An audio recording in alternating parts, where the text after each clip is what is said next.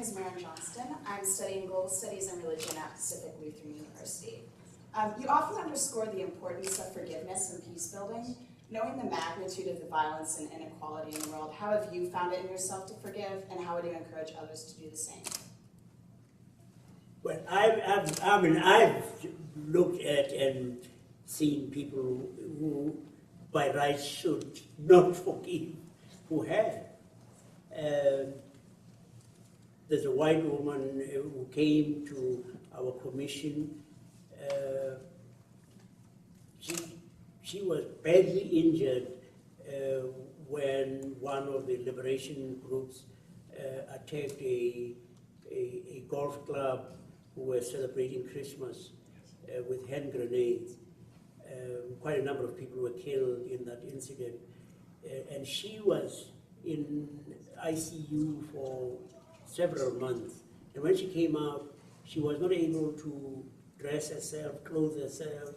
She could not wash herself. Her children had to help her do this. She came to the commission to tell her story. And she told us all of this. And then she said, of all of that that had happened to her, it has, she said, enriched my life. Now, enriched my life? What the heck do you, I didn't say what the heck do you mean. I just sat there, we just sat there, open mouth, down. And then she said, I'd like to meet the perpetrator. I'd like to meet him in a spirit of forgiveness. I'd like to forgive him, which in itself was a fantastic thing. And then she said, and I hope he forgives me.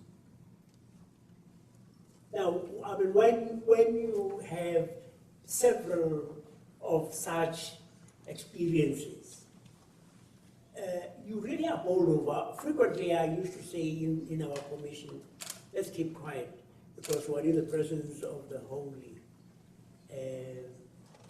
We ought really to be taking off our shoes because we're standing on holy ground. I think that many of us, in fact, think that they would not be able to forgive. I'm not sure that we are quite right in selling ourselves quite so short. It's very difficult, but I think that most people, oh dear, sorry, I did some, I've not moved, did I move it, did I scare you? No.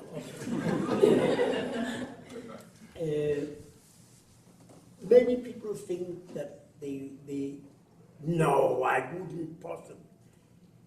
But I believe, in fact, that many of us begin to understand the thing that we call Ubuntu. Ubuntu, the effect of our being interconnected.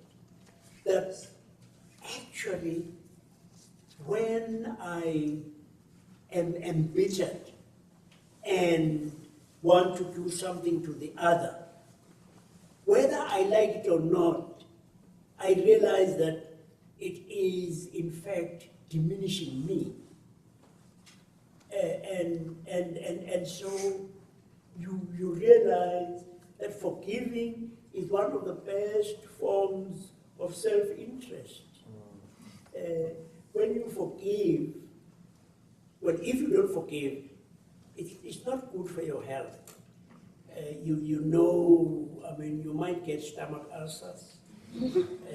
Your blood pressure goes up. You breathe when you're angry. And you realize, that, yeah, I am damaging myself in damaging the other. And in seeking to heal the other, in that process, I am myself being healed.